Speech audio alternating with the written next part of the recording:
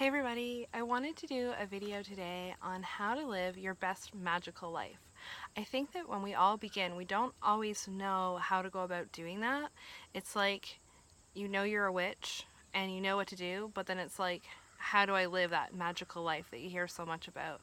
I broke it down into the six senses because I had to add the sixth sense to add a little spookiness.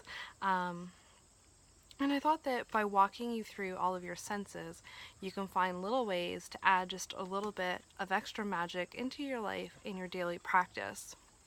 So to begin, I wanted to start with sight because, of course, that's one of the senses that we're forced to deal with all the time, I guess. So surround yourself with witchy decor and witchy items. That could be stars, moons, suns, planets, plants, crystals, shells, candles. It doesn't have to be a gigantic pentagram or pentacle. You could just put little altars around your house. You could have a little area for earth where you have your plants. You could have an area for water with shells. You could put up suns and moons, do something celestial. There's all kinds of ways to incorporate kind of that aesthetic into your home and into your surroundings. You can even do that at work by kind of making your desk or your area a little bit witchy by having a plant or having a crystal or a stone on your desk. There's lots of ways that you can make sure that when you're looking around, you're seeing kind of those witchy things that make you feel magical. Dried flowers and natural items are also really, really great. You could do a bouquet of dried flowers and have them in your house to remind you of like summer and spring during the winter.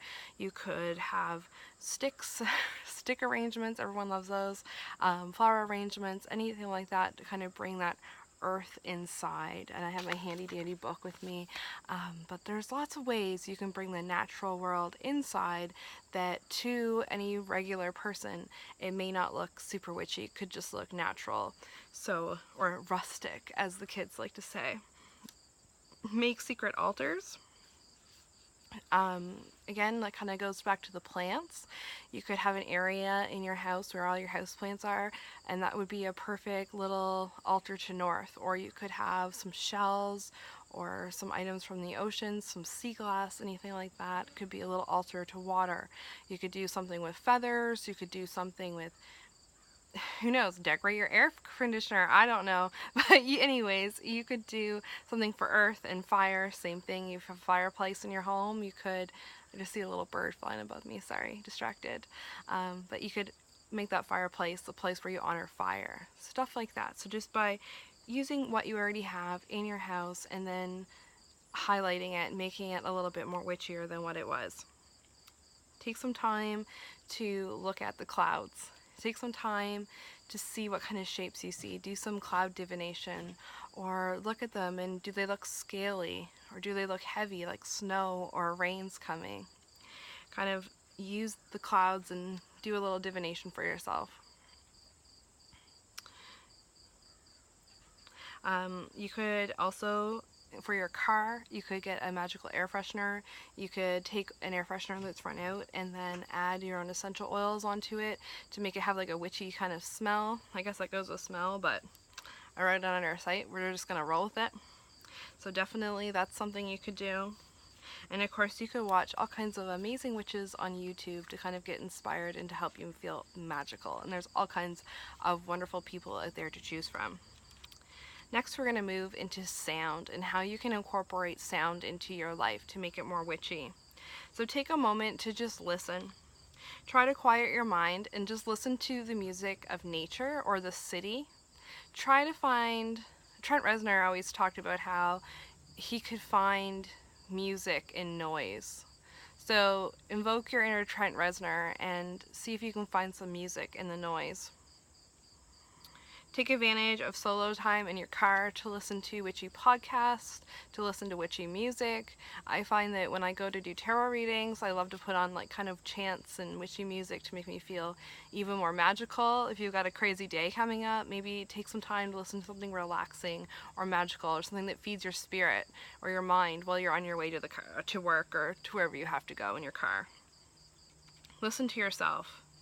How can you improve your communication or your bad habits? My bad habit is I love gossip. I'll be honest, I love it. I love hearing about scandals.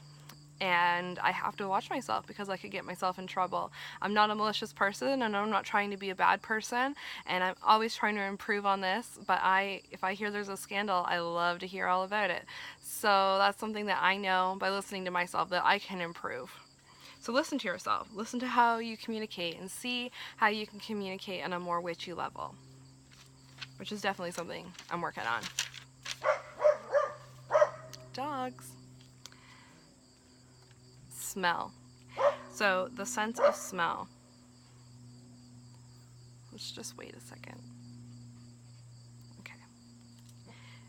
Make a perfume with your favorite carrier oils and then add your favorite essential oils and wear it all day. You could add orange oil if you wanted to have like maybe a confidence boost. You were going into an interview or you got a test at school or something's going on. Or you could use rose oil if you want to feel extra glamorous or extra pretty or if you're going on a date.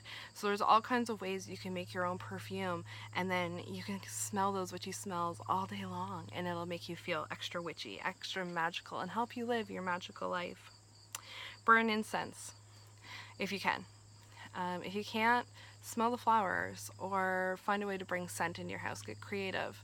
But if you can burn incense and do it as an offering to air or an offering to the gods. Smell the weather. You ever have known someone, or maybe you're one of those people that you can just smell snow coming or you can smell rain? So go outside and use your little sniffer and see what you can smell.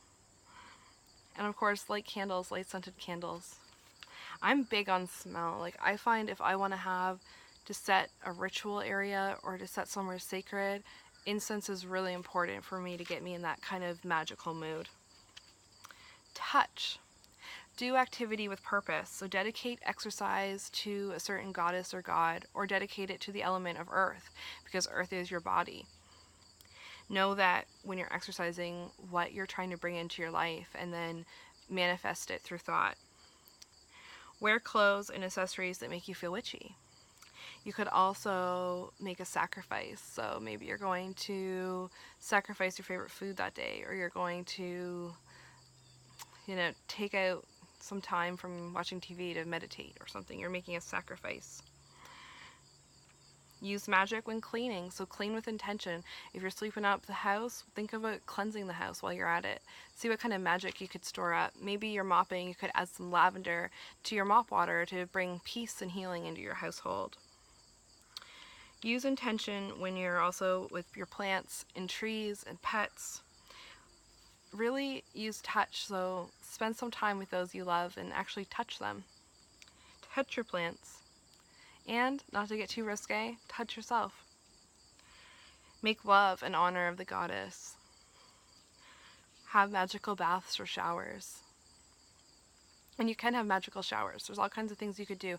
You could put herbs and some different bath bomb materials, just minus baking soda, because that will make your tub really slippery. But you could add salts and stuff like that and just put them by the drain and the steam will come up in the shower. Feel the elements. So heat, water, dirt, wind. Feel them. Really try to feel them. So when you're outside, dogs again. They're little wiener dogs. So feel. Next up, we have taste. Dogs. Gotta love them. I think they're going to be quiet for a little bit longer. Make silent prayers before meals.